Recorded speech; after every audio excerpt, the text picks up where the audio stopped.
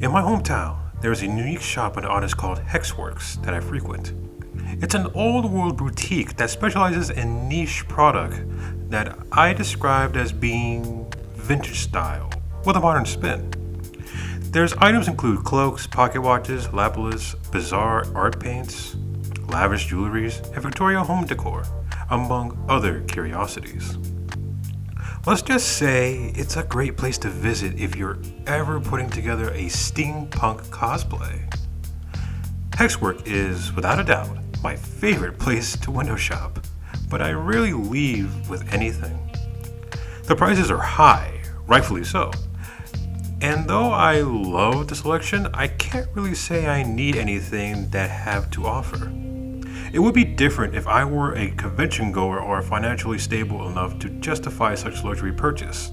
But alas, I am neither.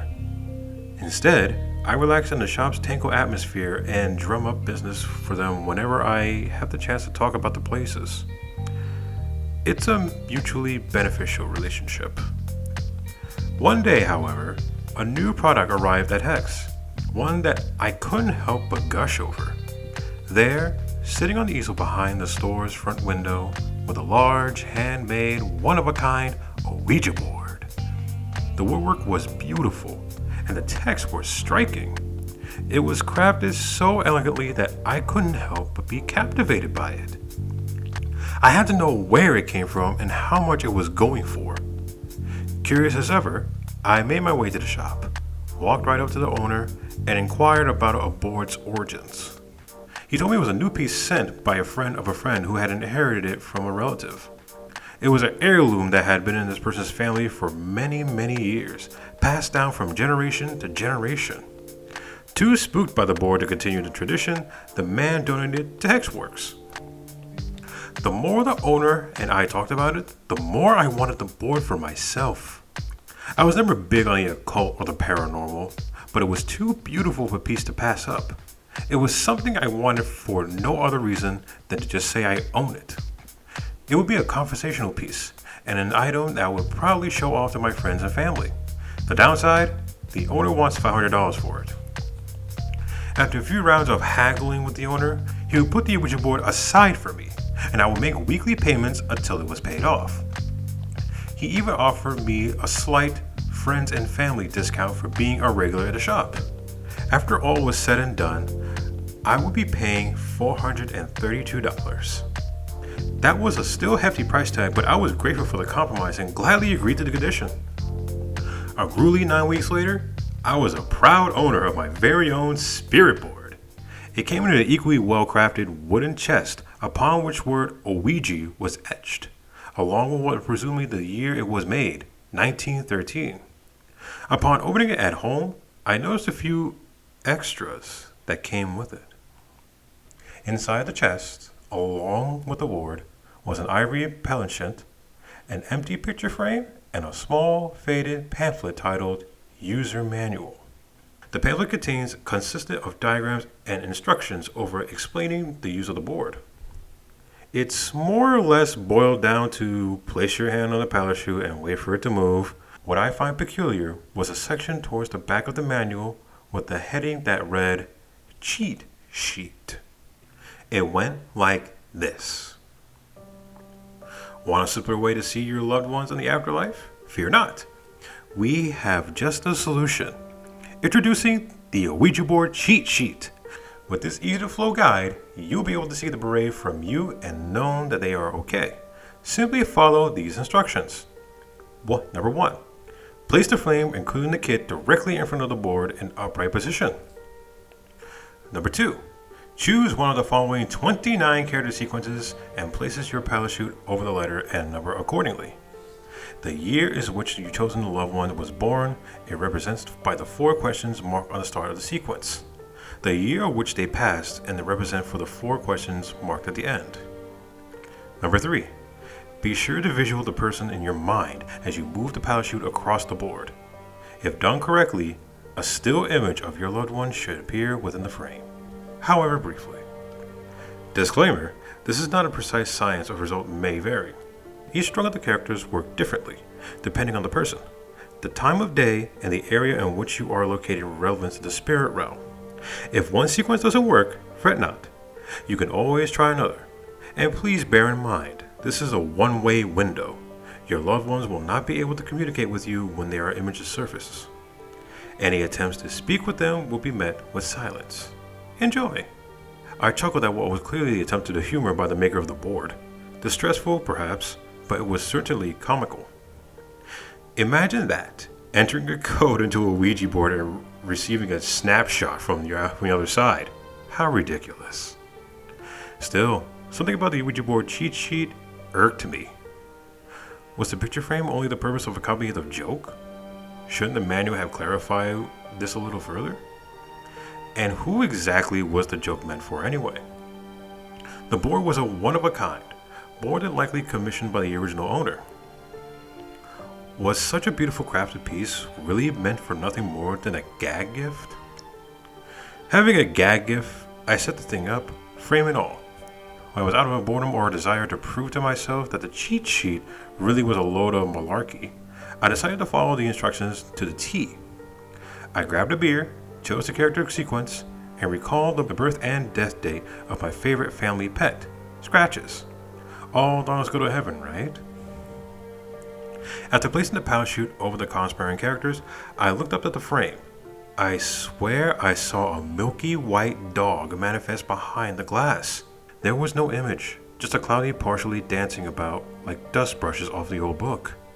To make sure I wasn't seeing things, I repeated the process. And to my surprise, it happened again and again. With each subsequent use, the smoky subtract grew in visibility. It was still faint, but entirely noticeable. Several theories swarm around my brain, many of which sunk into the abyss of my collective thoughts. Several theories swarmed around my brain, many of which sunk into the abyss of my collective thoughts. One, however, kept on popping up for air. It was silly, but I kept considering the possibility that maybe, just maybe, the cheat sheet was legitimate.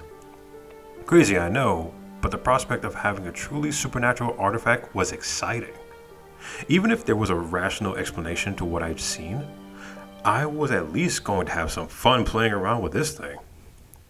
And so, I took off. I called up my parents and collected the date of various relatives who had passed away. I told them I was doing an Ancestry.com thing to learn more about my heritage. Deceptive, yes, but they wouldn't have been so understanding if I told them I was dabbling in the dark arts. After gathering the information I needed, I reclaimed my seat in front of the board. I had a few more beers by this point. So many motor skills were not exactly a perfect working order. But because of this, I fucked up the first sequence. Using my great aunt Linda's birth and death years, I entered the code correctly, save for the O. I accidentally placed a parachute over the O in the Ouija board logo on the top of the board. What happened next was surprising. I noticed my mistake and expected the frame to remain dormant, but this was not the case. To my astonishment, a clear image came into focus behind the glass. What I saw was an outline of a structure sewn into a white, foggy backdrop. As quickly as it came, the image faded out of view, leaving me baffled. What was I seeing exactly? A building in the afterlife? Is that where buildings went upon being demolished? Or was the next world industrialized much like Earth?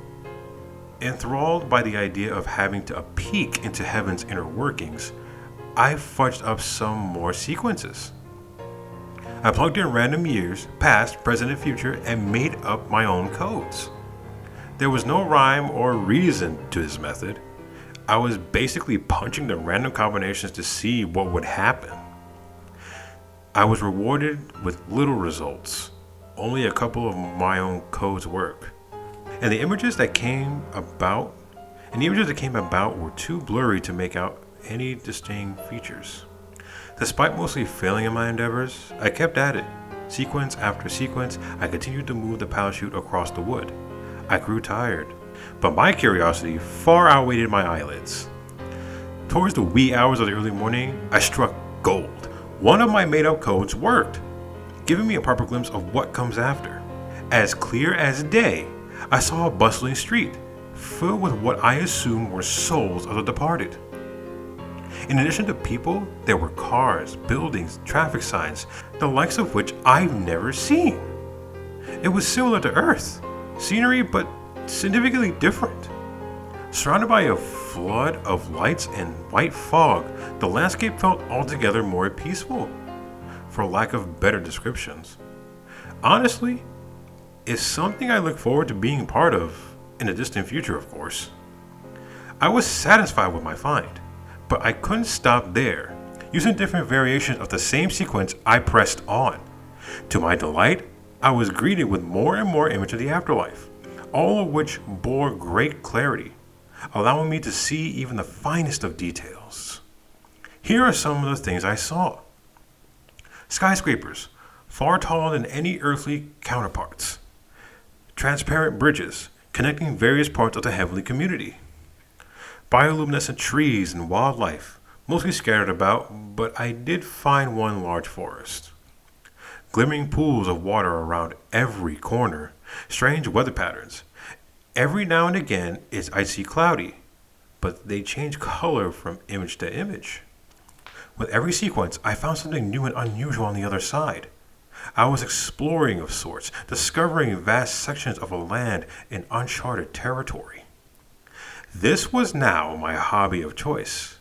Unfortunately for me, it was one that wouldn't last. In an attempt of taking things a bit further, I grabbed a camera, a pencil, and a paper. I would record my findings and write down points of interest. I was more or less setting out to make a map of heaven. It would be a tough project, but one I would most certainly enjoy.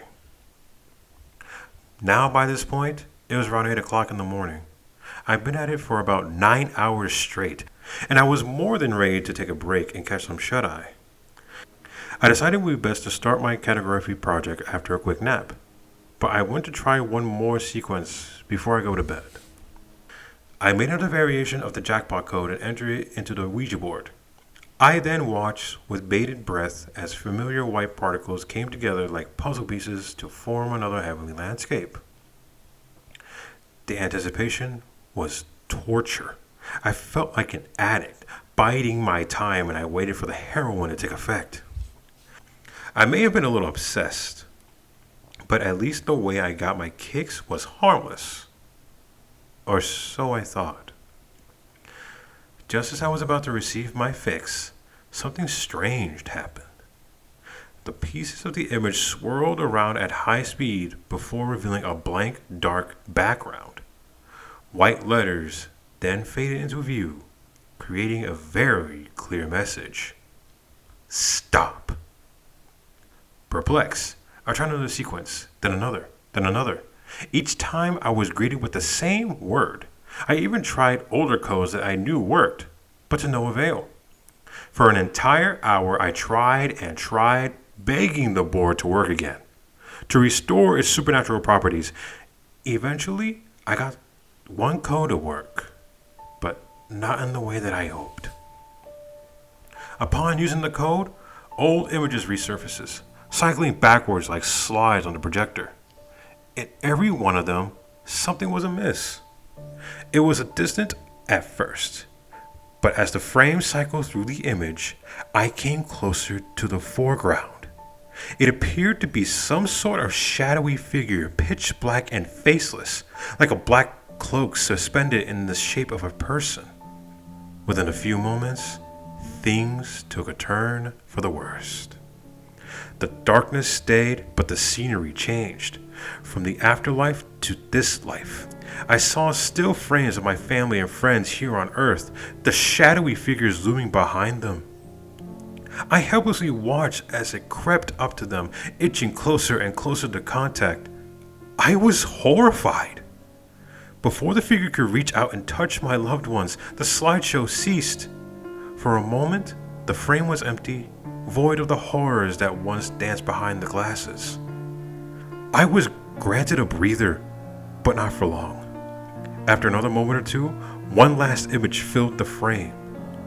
It was me, sitting in front of the Ouija board, just as I was then. I might as well have been staring at a reflection. Standing directly behind me, however, was the cloaked figure. It reached down and touched the back of my neck. I felt its cold fingers slide across my skin. Breaking free of my initial shock, I jumped up and ran for the door. I left my house, tired and terrified. I didn't return until the following day. After everything that happened, I could only guess that I pissed off some sort of angelic being upstairs by poking around its home. I saw things I never should have been able to see and overstayed my welcome, breaking some sort of divine law in the process. I've since disposed of the board, but my experience has stayed with me. I'm always looking over my shoulder and constantly checking on my family and friends to make sure that they're okay. So far, so good. Though I'm alive, I can't help but feel I'm closer to death than I've ever been. Yesterday, I almost walked in oncoming traffic. A bypasser had to pull me back. This morning, I felt the elevator at my work wobble a bit and I swear it was about to fall. Maybe it's paranoia. Maybe I'm just shaken by what I saw and felt. No matter what's going on, I'm going to play it safe from here on out. Moral of the story? Don't fuck around with an Ouija board.